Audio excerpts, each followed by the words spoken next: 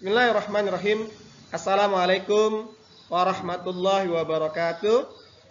Anak-anakku sekalian, bertemu lagi dengan Bapak Mutakin dalam pelajaran pendidikan agama Islam dengan tema Nabi Muhammad Sallallahu Alaihi Wasallam Rasulku.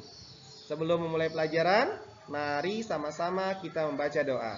Rabbi zidni ilma warzuqni fahma. Amin.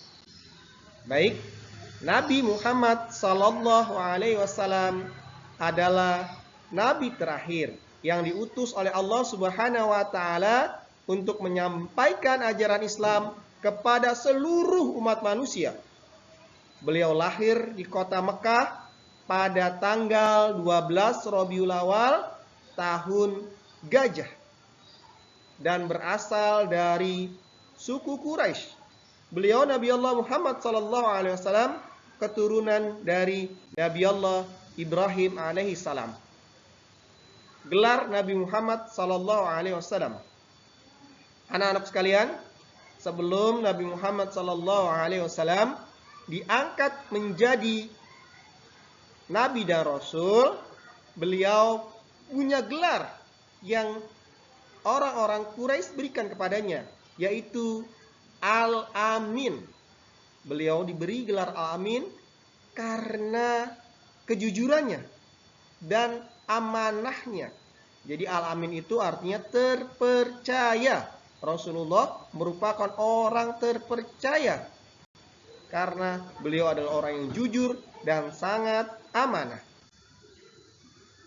Wahyu yang pertama. Ketika usia Nabi Allah Muhammad sallallahu alaihi wasallam 25 tahun, beliau menikah dengan seorang wanita bernama Khadijah. Dari pernikahan ini, Rasulullah sallallahu alaihi wasallam dan Khadijah mempunyai 7 orang anak. Sebelum lanjut, ya kita nyanyi sama-sama. Anak-anak Nabi ada 7 orang, 3 laki-laki, 4 perempuan. Pertama Qasim, Abdullah, Ibrahim, Zainab, Ruqayyah, Ummu Kulsum, Fatimah. Ibunya bernama Siti Aminah. Ayahnya bernama Abdullah. Kakeknya bernama Abdul Muttalib. Neneknya bernama Fatimah binti Amrun. Ya, jadi anak-anak Nabi itu ada 7 orang. Setelah Rasulullah Sallallahu Alaihi Wasallam berusia 40 tahun, Rasulullah Sallallahu Alaihi Wasallam diangkat menjadi Nabi dan Rasul. Ketika itu Rasulullah Sallallahu Alaihi Wasallam sedang berhalwat di Gua Hiro. Gua Hiro itu berada di kota Mekah, di Gunung Jabal Nur, kurang lebih 6 km dari kota Mekah. Jadi kalau kita berdiri di Gunung Jabal Nur, maka akan terlihat kota Mekah. Jadi Gua Hiro itu kecil, hanya bisa dimuati oleh 1 atau 2 orang. Baik, wahyu yang pertama turun adalah surat Al-Alaq 1-5. Rasulullah kaget. Malaikat Jibril datang. Kata malaikat Jibril, Bismillahirrahmanirrahim, Iqra bismi rabbikal ladzi khalaq, khalaqal insana min 'alaq.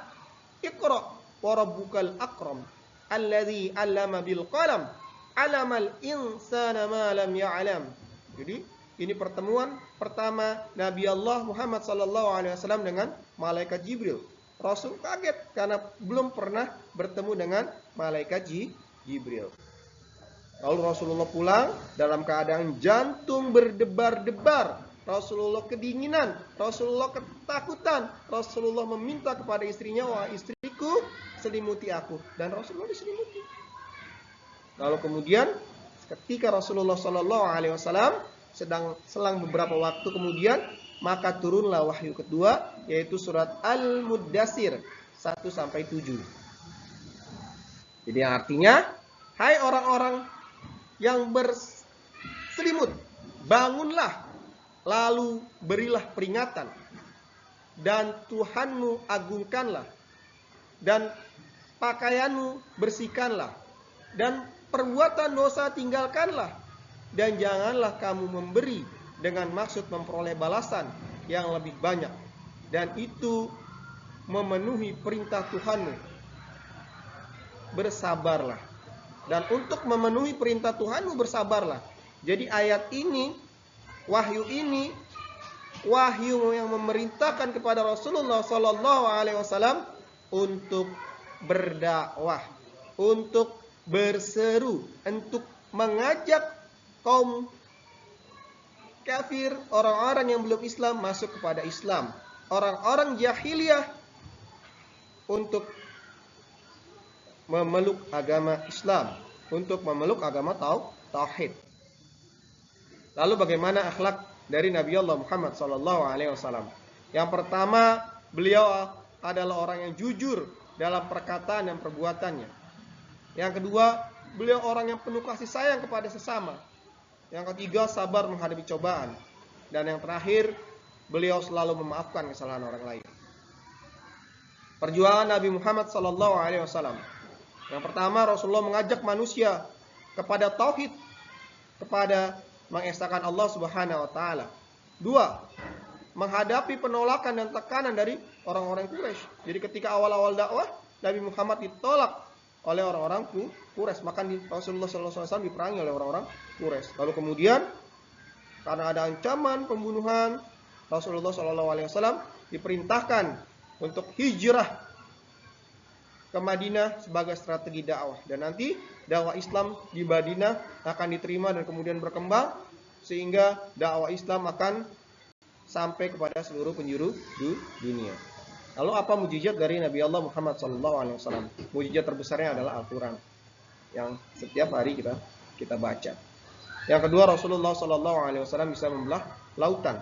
Yang ketiga, dari jari-jarinya bisa memancarkan air.